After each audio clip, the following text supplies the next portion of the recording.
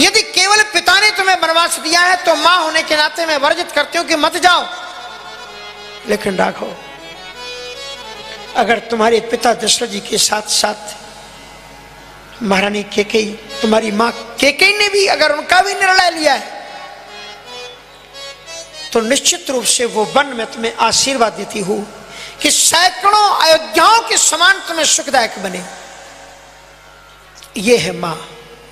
कभी भेदभाव बच्चों के मन में अंकुर मत। तुम्हारी अगर देवरानी जेठानी से नहीं बनती तो बच्चों को ये मत सिखाओ कि उसके हाथ का बना मत खाना, उसके तरफ मत जाना, वो उल्टा है, वो डायन है। बच्चों को अच्छे रहने दो। वो कहती है कि यदि उस मां ने भी, उसकी भी सहमति है तो कौशल्या ने रोते हुए कहा कि तुमने भोजन आज तक उसी के हाथ का किया है, इसलिए तुम्हें कहती हूं कि सैकड़ों अयोध्याओं के समान तुम्हें सुख। क्योंकि कैकेयी तुम्हारे बारे में जितना अच्छा सोच सकती हैं मैं सोच नहीं सकती। लेकिन मैं क्या करूं, मैं तुम्हारे वियोग में रो रही हूं और मेरी गति उस छुछुंदर की तरह, उस सर्प की तरह है। भई गति सांप छुछुंदर के, अगर वो सांप चूहे के धोखे में, अगर छुछुंदर भी चूहे जैसी दिखने में लगती है उसको खा जाए तो अगर वो उल्टा है तो उसकी आंखें अंधी हो जाती हैं, अगर खाती है तो मर जाता है सर्प। ना उगलते बनता है ना निगलते हुए, इसलिए ना तो तुम्हें त्यागते बनता है और ना रखते हुए। जो मैं कहूं मोहि संग लेहू, यदि मैं कहूं कि तुम साथ में ले जाओ तो पतिव्रत धर्म में बिगड़ता है। क्योंकि पत्नी को हर एक परिस्थिति में पति का साथ देना चाहिए। और यदि मैं कहूं कि मैं यहीं पर रहूं और तुम चले जाओ तो मेरे प्राणों को संकट, मेरे प्राण बचेंगे नहीं। श्री राम जी ने, राघव ने माता को समझाया है, इतना करुणा में, विषाद में भरा हुआ।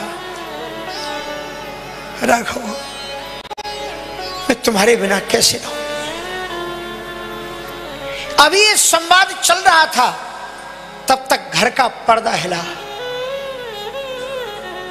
राघव ने देखा पायलों की आवाज है। ये श्री किशोरी जी, जानकी जी आ गई। सीता जी ने कुछ नहीं कहा। थोड़ी देर के लिए माताओं, एक सास का चरित्र है, इसको जरूर सुनना। सीता बहू है उस कुल घराने की। सीता के प्रियतम सामने खड़े हुए हैं, सास सामने है। और सीता जी दौड़ करके क्यों आई है मालूम? इसलिए कि उन्होंने अपनी सास की रोने की आवाज सुनी है। राम जी की आवाज सुन के नहीं आई है कि मेरी सास की आवाज है रोने की। और उन्होंने पर्दे के बाहर रह करके सब संवाद सुना कि राम जी को 14 वर्ष का वनवास हुआ है, ये बन जाएंगे। मां रो रही है, एक मां रो रही है। और उसी समय उनकी बहू सामने खड़ी है। सीता जी ने एक भी शब्द कौशल्या जी से कहा ही नहीं। कौशल्या जी ने गोद में रखे हुए राम की ओर देखते हुए बहू की ओर देखा। उसकी घूंघट से टप टप करके आंसू धरती पर गिर रहे हैं। अंगूठे का नाखून पृथ्वी को कुरेद रहा है। नूपुर से आवाज आ रही है। नूपुरों ने कौशल्या जी से कहा है कि कुछ ऐसा करो, हमें सिय पद जन पर रही। सीता जी जान गई, कौशल्या जी जान गई, ये है सास जो बहू को कहे बिना ही बहू के दुख को जान गई। फिर राम जी की ओर देख करके बोली, सीता जी को अपनी गोद में बैठा लिया। मैं जानती हूं, हे राघव मेरी बात को ध्यान से सुनना, ये वो सीता है कि पलंगी पीठे तज गोदी हिंडोरा, सियन दीने पगे अवनी कठोरा। पलंग पीठ तजी गोदी डोरा दीने पगे अवनी कठोरा कमल मूले जिमी जुगी बतराऊं दीपे बातें नहीं कारण कहूं कमल मूले जिमी जुगी बतराऊं दीपे बातें नहीं कारण कहूं सोई सिय चलन चहत बन साथा सोई सिय चलन चहत बन साथा आय सुखाही कहो रघुनाथ सोई सिय चलन चहत बन साथा आय सुखाही कहो रघुनाथ। कल आप सुन रहे थे कि जहां दशरथ जैसा ससुर हो उस परिवार की बहू कभी दुखी नहीं हो सकती है। आज सास के बारे में सुनिए, जो शब्द सीता की मां ने नहीं कहे थे वो राम की मां सीता की सास बोल रही है कि हे राघव तुम्हारे जाने का मुझे दुख नहीं है। सीता के आंसू मुझसे कह रहे हैं सीता तुम्हारे बिना रह नहीं सकेगी, तुम्हारे साथ बन जाना चाहती है। लेकिन मेरे पति ने जिस दिन कहा था कि बधू लड़कनी पर घर आई, मैंने इसको हरदम अपनी लाडली की तरह पाला है। सीता जी कहते हैं, कौशल्या जी कहते हैं कि पलंग पीठ इसको मैंने 3 जगह ही रखा है। या तो ये पलंग पर रात को रहती है, या मेरी गोद में रहती है, या मैं हिंडोरे में से सुलाती हूं। वो सीता तुम्हारे साथ बन को जाना चाहती है। आप जानते हो सीता जी का मुख देखा, कल मैंने आपको बताया था। सीता जी की मां ने उनको आदेश दिया था कि सास ससुर गुरु सेवा करी हो। सीता जी सोचती वो कब अवसर आएगा जब मैं सास की सेवा करूंगी। वो देख रही है कि मेरी सास थोड़ी विश्राम करे तो मैं उनके चरण दबाऊं। दोपहर के सारे सब कामकाज कौशल्या जी ने निपटा लिए, थोड़ी देर के लिए विश्राम के लिए लेटी। सीता जी देख ही रही थी। सीता जी आई और अपनी सास के चरणों में हाथ रखा।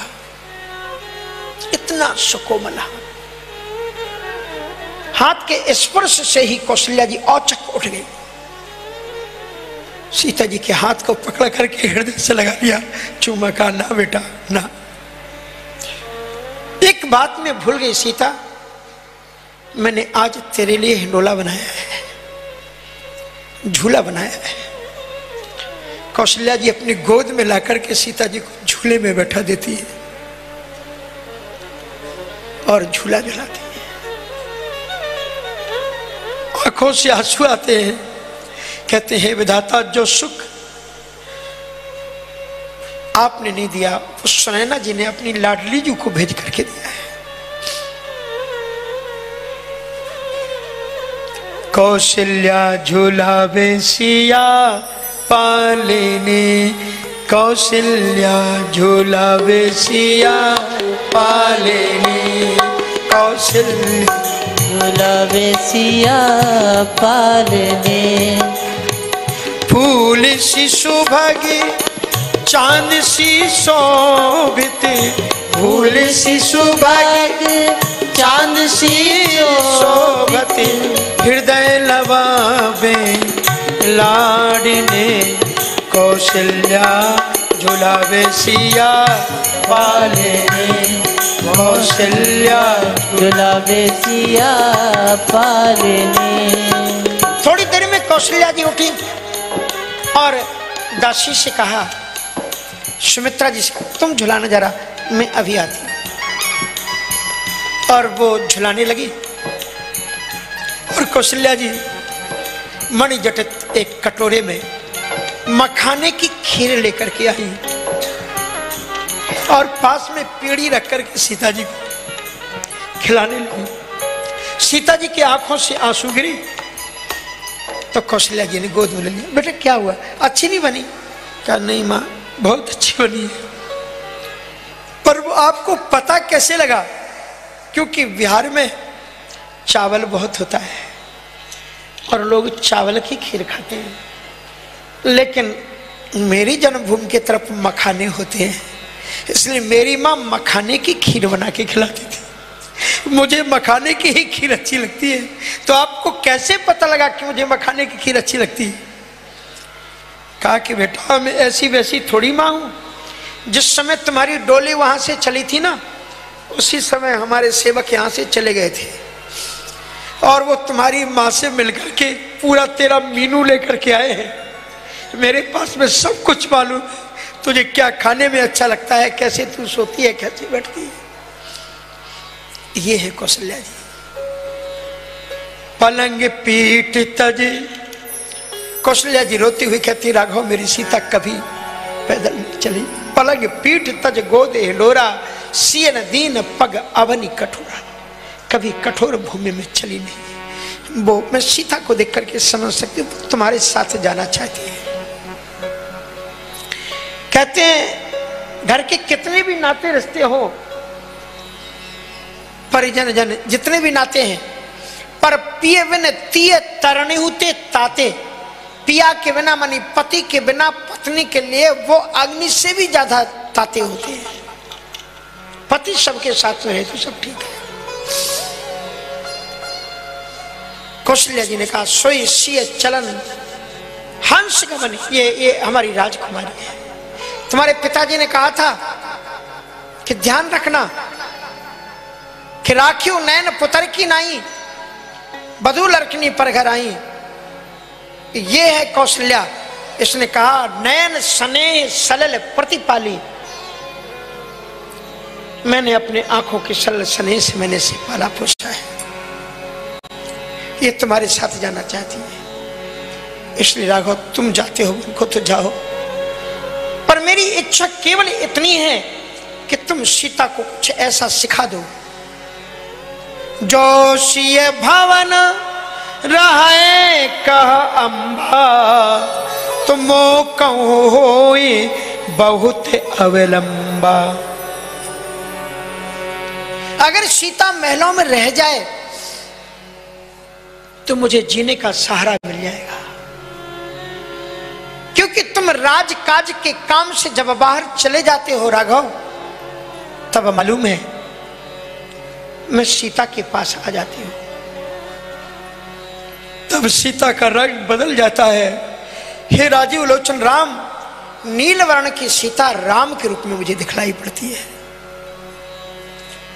ऐसी सास बनो कि तुम्हारी बहू के अंदर में तुम्हें अपना बेटे की तस्वीर नजर आने लग जाए, अपना बेटा दिखने लग जाए। और बहुओं को भी चाहिए कि वो अपनी जन्म देने वाली मां से भी बड़ी मां के रूप में उसको सम्मान दें, प्यार दें, इसलिए दें। यही तो रामायण सिखाती है। नहीं तो मतलब क्या है रामायण सुनने का? रामचरितमानस पढ़ते तो राम तुम्हें भी बनना होगा। चलो राम के पद चिन्हों पर अब इतिहास बदलना होगा। सोई सिय चलन चहत बन साथा, आय सुकाह कहो रघुनाथा। कवि किशोरी जी को वो दीप बात नहीं टारण कहूं। सीता जी कहते हैं मैंने लाडली जी को, सीता जी को कभी मैंने दीपक बुझाने के लिए भी नहीं कहा है। वो ही सीता आपके साथ बन जाने के लिए तैयार है। मैं क्या करूं? पुराने जमाने की एक परंपरा होती थी कि बेटा भले ही 40-45 वर्ष का हो जाए, शादी हुए 20 वर्ष हो गई, तो भी माँ बाप के सामने उन्हें शर्म आती थी बात करने में। पर आज राम जी को व्यवस्थावश माँ के सामने सीता जी से बात करनी पड़ी। और राम जी जहां भी बात करते हैं, रामो विग्रहवान धर्म, राम मूर्तिमान धर्म है। जहां भी बात करते हैं धर्म की बात करते हैं। श्री राम जी सीता जी से कहते हैं धर्म बताया, परम धर्म। जरा आप ये नोट कर लो, ये राम आज्ञा दे रहे हैं सीता जी को कि एहि ते अधिक धर्म नहीं दूजा, एहि ते अधिक धर्म नहीं दूजा, सादर सास ससुर पद पूजा, सादर सास ससुर पद पूजा, एहि ते अधिक धर्म नहीं दूजा, एहि ते अधिक धर्म नहीं दूजा, सादर सास ससुर पद पूजा, सादर सास ससुर पद पूजा। कहते हैं कि इससे बढ़कर के दूसरा कोई धर्म नहीं है। कौन सा? बोले सादर सास ससुर पद पूजा। रिस्पेक्टफुल होकर के आदर सहित सास ससुर की सेवा से बढ़कर के दूसरा ना कोई पूजा है, ना कोई पाठ है, ना कोई जप है, ना कोई तप है। अपने मन से मैं कह नहीं रहा हूं, ये राम जी के शब्द हैं। माताओं, आधुनिकता के नाम पर अपनी परंपराओं को बलि मत देना। उसूल जो धार्मिक सिद्धांत होते हैं वो जैसे आज से 1000 वर्ष पहले आवश्यक थे समाज के लिए, आज भी उतने ही आवश्यक हैं। आज पढ़ी लिखे परिवारों में मैं देखता हूं कि पढ़ी लिखी बेटियां, समझदार बेटियां अपने अपने सास ससुर को इतना ध्यान रखती हैं, इतना सम्मान करती हैं कि पूछो मत। क्योंकि पढ़ाई लिखाई का मतलब ही यही है कि तुम और अच्छे ढंग से अपने सास ससुर को संभालो, क्योंकि वो तुम्हारे बुढ़ापे के सहारे तुम ही हो उनके। अगर 2 शब्द कटु बोल दे तो कोई बात नहीं, मेरी माँ भी तो बोलती थी। और अगर तुम्हारी माँ ना बोलती रही हो, वो बोलती हो, तो कहना यही मुझे नहीं मिला था माँ से, अब मुझे लग रहा है अच्छी माँ अब मिली, मुझे डांट रही है, मुझे फटकारी, तो ये मान लेना। ये रामायण की चौपाई है। अगर पूरी कथाएं की जाएं और ये चौपाइयां ना आए तो कोई मतलब नहीं कथा का। नृत्य और भजन तो बहुत होते हैं, इसलिए बड़ी महत्वपूर्ण बात बताते हैं कि सादर सास ससुर पद पूजा।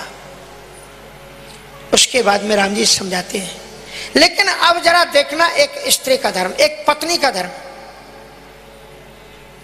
सीता जी राम जी से कहती हैं कि मुझे ये धर्म भली भांति मालूम है, आप जो मुझे सिखा रहे हैं ना, ये मेरी मां पहले सिखा चुकी है। उसने मुझसे यही कहा था कि सास ससुर गुरु सेवा करे हो। मुझे परिवार से ये संस्कार मिले कि मुझे सास ससुर की सेवा करनी चाहिए।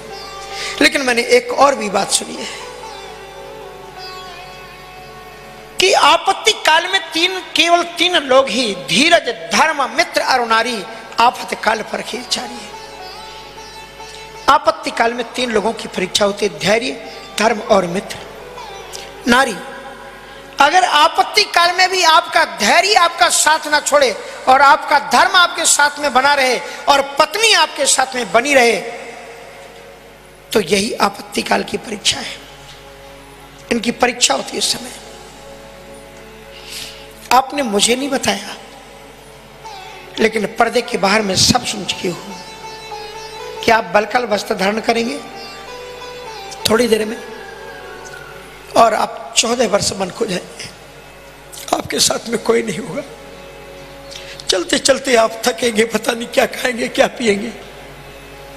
मेरी माँ सास के पास में बहुत सेवक, बहुत कर्मचारी, और मैं आपको वचन देती हूं कि मेरी बहन उर्मिला, सुमित्रा, मेरी बहन उर्मिला, सुत कीर्ति और मंडवी, इनको मैं बोल के जाऊंगी माँ को बिल्कुल तकलीफ नहीं होगी, यहीं पर रहेंगी, पर आपके साथ में कोई नहीं होगा। चलते चलते आप थक जाएंगे, आपको पानी नहीं, आपके होठ सूख जाएंगे, कौन आपके साथ होगा। माता को प्रणाम किया कि माँ मुझे आप आज्ञा दो कि मैं इस धर्म का निर्वहन कर सकूं, क्योंकि पत्नी का काम यही है कि दुख के समय वो पत्नी के साथ में खड़ी, पति के साथ में खड़ी हो। श्री राम जी कहते हैं चंद्रगवनी तुम नहीं बन जोगु, तुम चंद्रगवनी हो, बन के योग नहीं। सुन अब जस मुझे दई है लोग। भिन्न भिन्न प्रकार से उन्हें बन के बहुत डर दिखाए, वन में ऐसा होता है वैसा होता है, पानी लगता है, सिंह रहते हैं और तमाम राक्षस रहते हैं, तमाम आपत्तियां आ सकती हैं। सीता जी बिल्कुल नहीं डरी, बिल्कुल नहीं घबराई।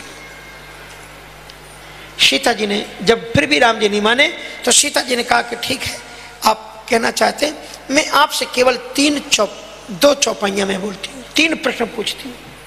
यदि उन 3 प्रश्नों का उत्तर आपने हां के रूप में दे दिया तो मैं बन नहीं जाऊंगी। मैंने कल कहा था ना कि मैं बताऊंगा कि सीता जी कितनी पढ़ी लिखी थी। श्री राम जी से साक्षात कर लिया। मैं आपसे 3 प्रश्न करती हूं, 3 प्रश्नों का आप उत्तर मुझे दे दो, हां में दे दो, मैं यहीं रुक जाऊंगी, नहीं जाऊंगी। प्रभु करुणामय परम विवेकी, क्षमा कीजिएगा मैं साक्षात नहीं करें, आप करुणा में, आप विवेकी। तनु तज छाई रही है कि मुझे की, आप मुझे बताइए क्या किसी की काया से किसी की छाया को अलग कर सकते हो? क्या किसी व्यक्ति की छाया को उससे दूर कर सकते हो? बोले नहीं कर सकते। राम जी को कहना पड़ा नहीं।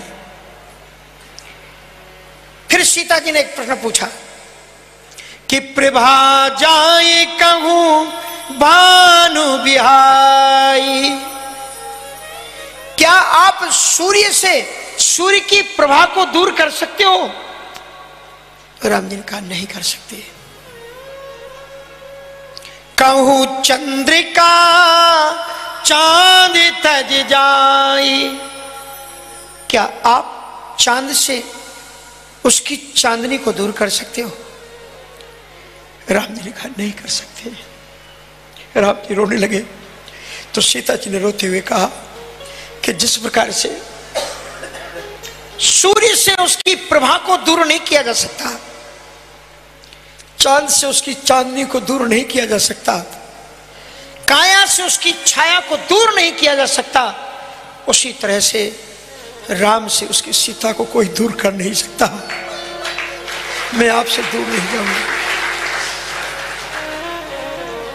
राम जी ने फिर समझाने की कोशिश की। सीता जी चरण बैठ गई। अगर मैं ज्यादा बोलूंगी तो मैं हठी कहलाऊंगी, पर मैं अपना अंतिम आशय आपसे कह देती हूं, अगर आप मुझे लेकर के नहीं गए तो ये शरीर तो आपके साथ नहीं जाएगा, लेकिन ये मेरे प्राण आपका अनुगमन करेंगे। मेरे प्राण नहीं रहेंगे और शरीर यहीं पर छूट जाएगा। और फिर राम जी भी समझ गए, हट के नहीं रहे विषय कि अगर मैंने ज्यादा हट किया तो सीता का कुछ भी हो सकता है। फिर राम जी को मां के सामने कहना पड़ा जल्दी से तैयार हो जाओ। आपने सास की बात सुनी है, अब यहां बहू को सास से कह रही है। सीता जैसी बहू को सास से कह रही है। रामायण की बहू ये सास से बोल रही है। भारतीय संस्कृत की आदर्श सीता अपनी सास से बोल रही है। तुम जिसको अपना आदर्श मानते हो वो सीता अपनी सास से बोल रही है। उसकी शब्द सुनो कि सेवा समय दहीबू बन दीना, सेवा समय दैव बन दीना, मोरे मनु रथ सफल न कीना, मोर मनोरथ सफल न कीना। सीता जी कहती है, राम जी ने आदेश दे दिया। उसके बाद सीता जी मुड़ी और कौशल्या जी की गोद में सिर रख करके रोने लगी। कहा मां आपने कितना ध्यान रखा, मुझे झूले में झुलाया, कभी दीपक बुझाने के लिए भी मुझसे नहीं कहा। मैं आपके साथ में पूजा में बैठ करके यही मांगती थी कि मैं अपनी सास की सेवा करूं, वो जल्दी मुझे मौका दो। और अब आपकी उम्र ज्यादा हो रही है, मुझे सेवा में आना चाहिए, पर दुर्दैव विधाता ने मुझे वनवास दे दिया। सीता जी कहती हैं कि मोर मनोरथ सफल न कीना। मेरा मनोरथ था, मेरी इच्छा थी, मेरी एक ही कामना थी कि मैं सास की सेवा करूं, पर विधाता ने होने नहीं दिया, क्षमा कर देना। और रोती हुई बहू की विवशता को देख करके कौशल्या ने फिर सीता को रोका नहीं, उठा करके हृदय से लगाया और हृदय से लगा करके उस सास ने यही कहा, उस सास ने केवल इतना ही कहा और रोते हुए कि मैं तुम्हें आशीर्वाद देती हूं कि सफल होए अहिवात तुम्हारा, जवलग गंग जमुन जलधारा। हे बेटा तुम्हारा सौभाग्य, अहिवात मानी सौभाग्य, अचल और अविचल होकर के रहे। जब तक गंगा और जमुना में पवित्र धारा है तब तक तुम्हारा सौभाग्य भी सदा सदा अचल होकर के रहे। यह है सास और बहू का संवाद। अब ये चल ही रहा था, इतने में ही लक्ष्मण जी महाराज आ गए। देख लखन कर जोरे, लक्ष्मण जी को सामने देखा, देह गेह सब सन तृण तोरे। लक्ष्मण जी महाराज एकदम सामने खड़े हुए हैं, हाथ की मुट्ठियां मिसल रही हैं, आंखों से आंसू, चेहरा लाल। राम अभी सीता जी को हृदय से लगा के समझा रहे थे, छोड़ा सीता जी को, दौड़े लक्ष्मण की ओर और हृदय से लगाया, रो करके आंसुओं से नहला दिया। लक्ष्मण अब समय आ गया कि हम दोनों बिछुड़ गए, अब हम तुमसे थोड़े दूर जाएंगे। लक्ष्मण जी धड़ाम से चरण में गिर पड़े, बोले भैया सब कुछ कहना, ये मत कहना मैं आपके बिना रह नहीं सकता। बोले लक्ष्मण सबसे बड़ा धर्म है ये कि माता पिता की सेवा करना। राम जी कहते हैं कि जो बच्चे अपने माँ बाप की सेवा करते हैं, चार पदार्थ करतल ताके प्रिय पितु मात प्राण समझा के। अपने माता पिता की सेवा से बढ़कर के कोई दूसरा धर्म नहीं है। और लक्ष्मण इस समय इतनी विषम परिस्थिति है अयोध्या में कि हम तुम्हें बता नहीं सकते। भवन भरत रिपुसूदन नाही, इस समय महलों में ना तो भरत है ना शत्रुघ्न, मैं किसको जिम्मेवारी दूं। और पिताजी मेरे वियोग में तड़प करके बेहोश होकर के छोड़ करके मैं आया हूं उनको। राव वृद्ध मम दुख मन माही, इसलिए लक्ष्मण मेरे प्यारे लक्ष्मण रहो भवन अस्य हृदय विचार। एक जिम्मेवारी को तुम ले लो, थोड़ा इसको संभाल लो, क्योंकि जास राज प्रिय प्रजा दुखारी, स्वर्ण पर अवश्य नरक के अधिकारी। जिस राजा के राज्य में प्रजा दुखी होती है वो राजा नरक का अधिकारी होता है। लक्ष्मण जी ने रोते हुए कहा कि भैया इतनी जल्दी में बड़ा हो गया। आप कहते हैं ना कि माता पिता की सेवा करना सबसे बड़ा धर्म होता है, माता पिता से बढ़कर के कोई नहीं होता, लेकिन मेरे माता पिता सब आप हैं, मेरे सबोई एक तुम स्वामी। माता पिता मानी कोई नहीं है, मेरे सबोई एक तुम स्वामी, दीन बंधु और अंतर्जामी।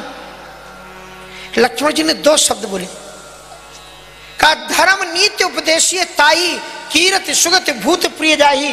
ये धर्म का उपदेश और ये राजनीति का उपदेश आप उसको देना जिसको सुगति चाहिए हो और जिससे कीर्ति चाहिए हो। जो कीर्ति चाहिए हो उसे आप राजनीति का उपदेश दीजिए, और जिससे सुगति मानी मोक्ष चाहिए हो उसे आप धर्म का उपदेश दीजिए। ना मुझे मोक्ष चाहिए ना मुझे कीर्ति चाहिए, भैया मुझे तो तुम्हारे चरणों की सेवा चाहिए और कुछ। और आपने इतना जल्दी मुझे इतना बड़ा मान लिया कि मैं अयोध्या का सिंहासन संभाल सकता हूं, ये व्यवस्थाएं संभाल सकता हूं, भूमि नाग सिर धराए की। आप भूल गए अपने अभी आपने एक आधे 2 वर्ष पहले तो परशुराम जी के सामने, परशुराम जी जब गुस्सा हो रहे थे तो आपने मेरे बारे में क्या कहा था? आज तक मैं चौपाइयों को सुनता हूं तो मेरा दिल भर आता है। भैया ने कहा था सूद दूध मुख करिए न कहूं, ये मेरा दुधमुहा बच्चा है। महाराज क्षमा करो उसको, मैं आपका दुधमुहा बच्चा हूं और आप मुझे इतनी बड़ी ये धरती पर रेंगने वाले कछुए क्या मंदराचल पर्वत को धारण कर सकते हैं? मुझे जैसा एक बालक क्या इतनी बड़ी सत्ता का दायित्व सुधर संभाल सकता है? कहा लेकिन लक्ष्मण, माता पिता से बढ़कर के कोई और नहीं होता दुनिया में, क्योंकि उस मां ने तुम्हें पाल पोस करके बड़ा किया है, उसने तुम्हें दूध पिलाया है। तो भरत जी महाराज ने कहा कि वो जो बच्चे माता पिता का दूध बढ़कर के पल्लवित पुष्पित होते हैं उन्हें ये बात को ध्यान रखना चाहिए, लेकिन मैंने मां के दूध पी करके मैं बड़ा नहीं हुआ। क्या गजब की बात भरत ने कह दी। लक्ष्मण जी कहते हैं मैंने मां के दूध को पी करके मैं बड़ा नहीं हुआ हूं। बोले तब? बोले मैंने प्रभु शिशु स्नेह प्रतिपाला, मैं आपके वात्सल्य रूपी अमृतत्व को पाकर के पल्लवित पुष्पित हुआ हूं, मैं आपके वात्सल्य से जी रहा हूं। मेरे तो माता पिता तुम्हें माता छ पिता तुम्हें हो बंधु छ सखा तुम्हें हो। राम जी ने कहा बड़े गजब की उपासना है, क्या करूं? राम जी को एक उपाय सोचा लक्ष्मण के अंदर में इतने उदात्त विचार आए कहां से? क्योंकि बच्चे के अंदर जो संस्कार होते हैं वो माता पिता के होते हैं। मैंने आपको एक दिन बताया था कि अगर किसी माता पिता के पुण्यों को देखना हो तो उनके बच्चों को देखो। रामायण में मिथिला की नारियां कहते हैं दशरथ शुक्र राम धर देही, दशरथ के जो पुण्य वही राम के रूप में आ गए, और कहते हैं जनक सुकृत मूर्ति वैदेही, राजा जनक के जो पुण्य है वही सीता के रूप में धरती में अवतरित हुए हैं। हमारे लोकेंद्र मिश्रा जी के पुण्य देखना हो तो हमारे पीयूष को देख लो, उसने पहले से नीचे कर लिया कि कोई देखे नहीं। एक लाडला, इतनी मैं सोचूं वो बालक कहां गया, इस बार आया वो बालक कहां गया जो आते से ही थोड़ी देर के लिए मैं आया था, रात को 1-2 घंटा रुका था और मेरे पीछे ही लगा था। अब कल मैं कहीं खड़ा था तो मेरा कपड़ा थोड़ा हट गया होगा, तो कोई समझ रहा था तो मैंने सोचा ये रघुनाथ होगा। मैंने पीछे मुड़ करके देखा पीयूष है, पीयूष ही नाम है ना, प्रत्युष, आयुष, हाँ अरे आयुष मानी पीयूष, पीयूष मानी अमृत, अमृत मानी वो बात तो एक आयुष। लक्ष्मण जी ने बड़ी सुंदर बात की। एक मेरा मन कर रहा है, एक माला कुछ है जिधर से है, एक हमारा बेस्ट श्रोता मैं देख रहा हूं उतनी देर से, और मेरा मन कर रहा है कि आपके बीच में मंच पर बुला करके, है क्या माला है? तब तक मैं आपका मन होगा नहीं ऐसा कौन सा श्रोता है जिसको महाराज जी ऊपर बुलाना चाहते? नहीं वो माला तुलसी की माला। चलो अभी तो यही दे दो, फिर कल ला करके दे दो। तो उस बेस्ट श्रोता को देखना चाहते हैं आप? देखना चाहते हैं कि नहीं? आप ही लोगों में है, बुला दूं? जरा इस बच्ची को भेज दो, इस बिटिया का, ये नाम खुद बताएगी क्योंकि मैं नाम जानता नहीं। आजा आजा बेटा ऊपर आजा। अच्छा तुम लेके आ जाओ, शर्मा रही होगी। इतने ध्यान से मैंने इतने बार इसको कथा में देखा, इसका सिर थकते ही नहीं है। बराबर व्यास मंच के बेटी है ना, हाँ, बराबर व्यास मंच की ओर ही देख रही है। और मैंने कई बार देखा है इसको उलट पलट करके, शायद देख भी रहे होंगे बच्चे। आजा आजा बेटा, नाम बताओ इसमें अपना। गौरी। माता पिता का नाम भी बता दो। योगेश, सीमा। जोर से बोलो। योगेश और सीमा। सीमा। एक बार इनके माता पिता को भी ताली दो। यहाँ है क्या? यहाँ है माता पिता? तो खड़े हो जाओ। हाँ, दादी है तो दादी खड़ी हो जाओ। हाँ, खड़ी हो जाओ। हाँ, एक बार इनके लिए भी ताली बजा दो। आ जाओ, आ जाओ। कल देंगे हम तुम्हें चांदी की माला। एक मिनट, ये अपने पास में रखना, हरदम बड़ी हो जाओ तब भी, ठीक है।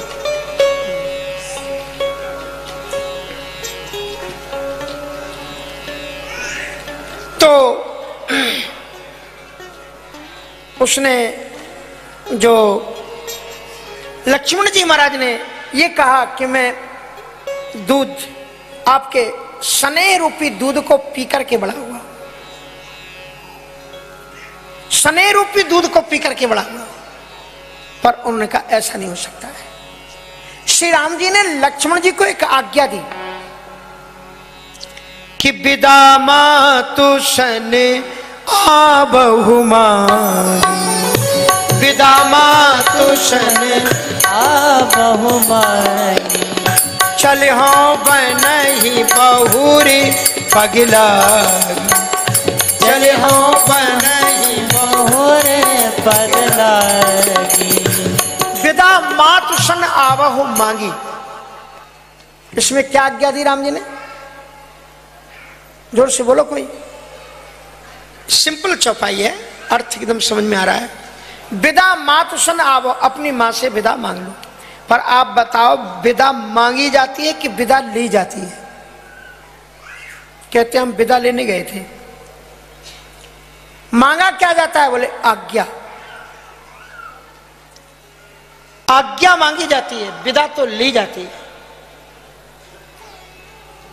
तो राम जी ने एक क्रिया और एक वाक्य देकर के अलग अलग दो चीजें कहकर के दो आदेश दिए।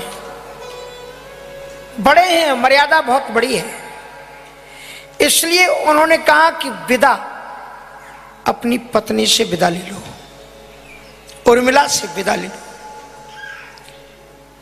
और आज्ञा मांग लेना। किससे?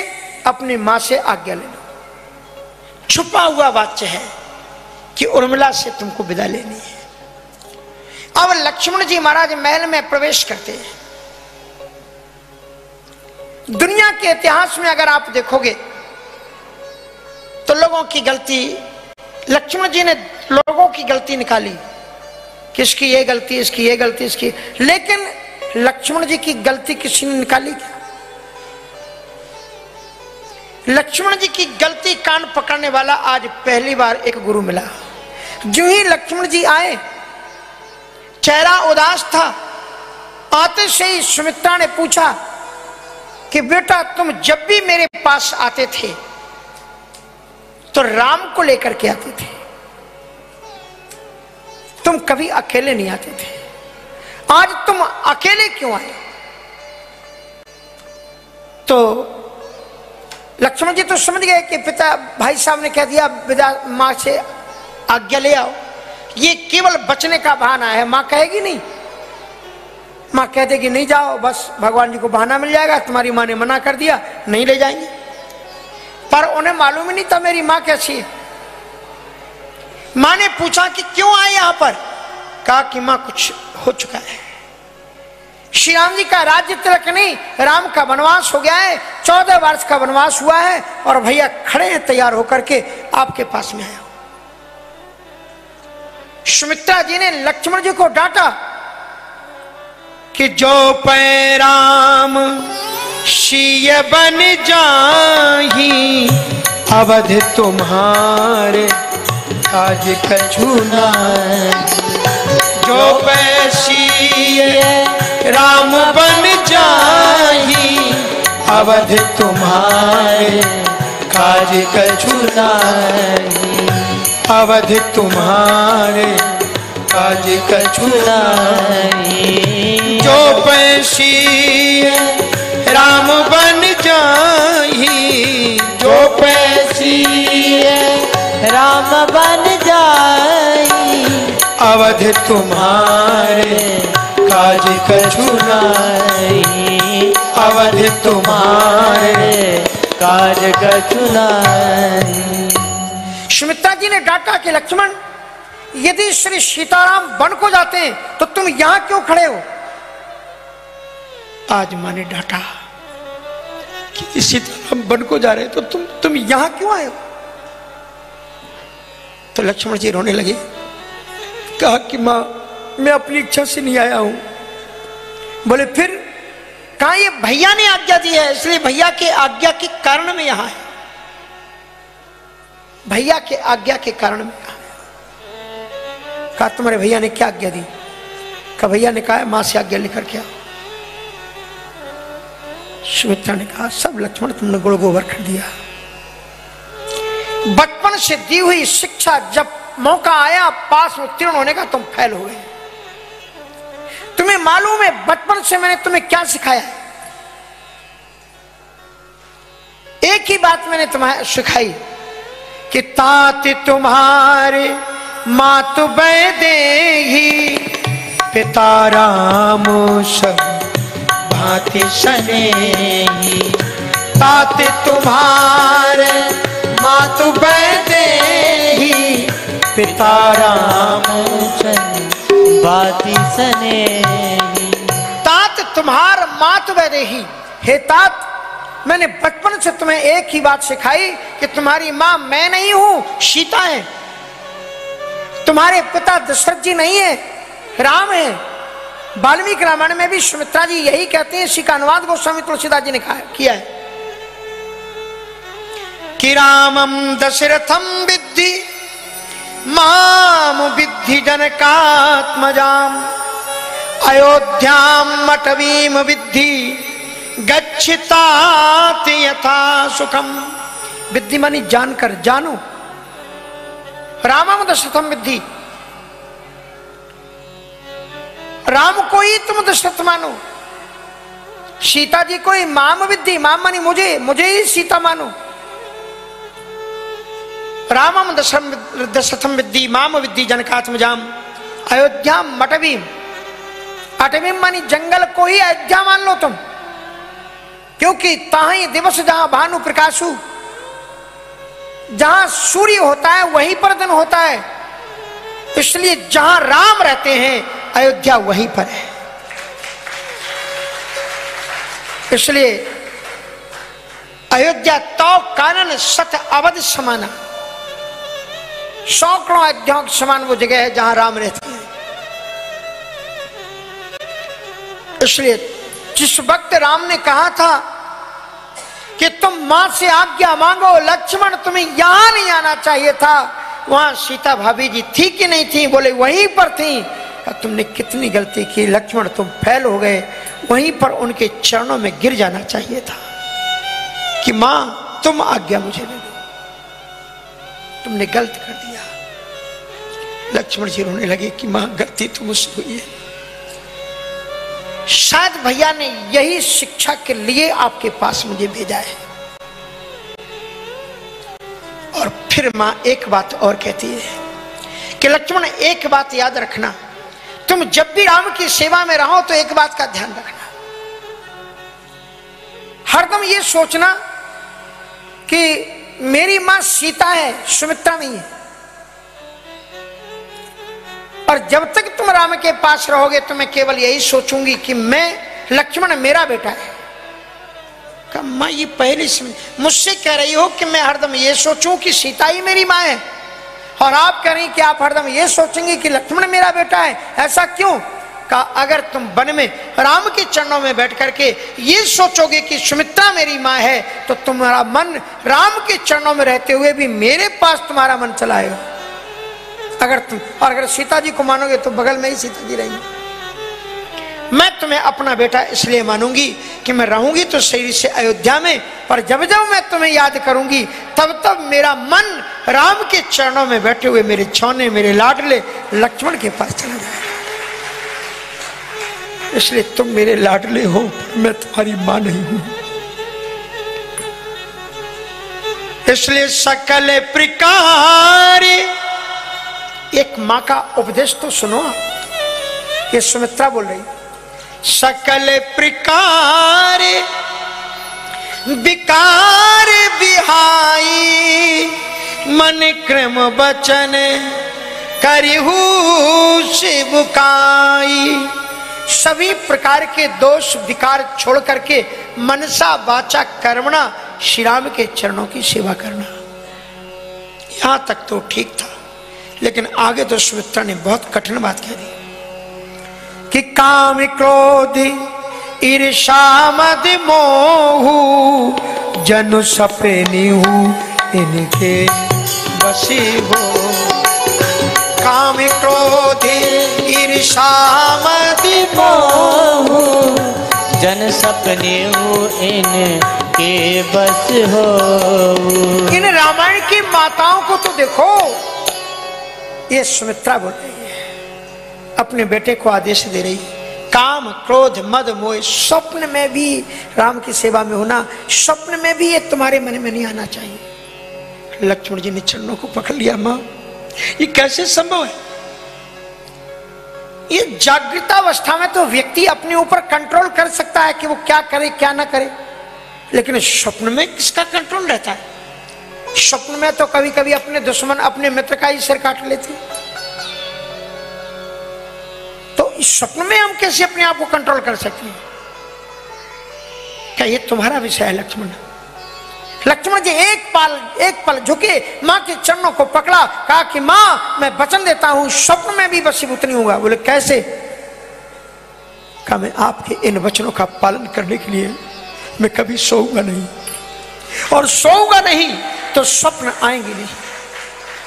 अगर मैं सोऊंगा ही नहीं तो स्वप्न आएंगे कैसे? क्या साधना है लक्ष्मण जी की। लक्ष्मण जी को वाल्मीकि रामायण में कई बार यति शब्द से संबोधित किया है। यति मानी सन्यासी। सन्यासी केवल वो नहीं होता जिसने भगवे वस्त्र धारण किए। सन्यासी कोई केवल वो नहीं होता जिसने तिलक धारण किया। सन्यासी केवल वो नहीं होता जो अपने घर का परित्याग कर देता है, जो मन को संयमित करते हुए समाज के बीच में भी श्रेष्ठ आचरणवान होकर के रह सके, विकारों को दूर कर सके। वो घर गृहस्थी में भी रहते हुए सन्यासी ही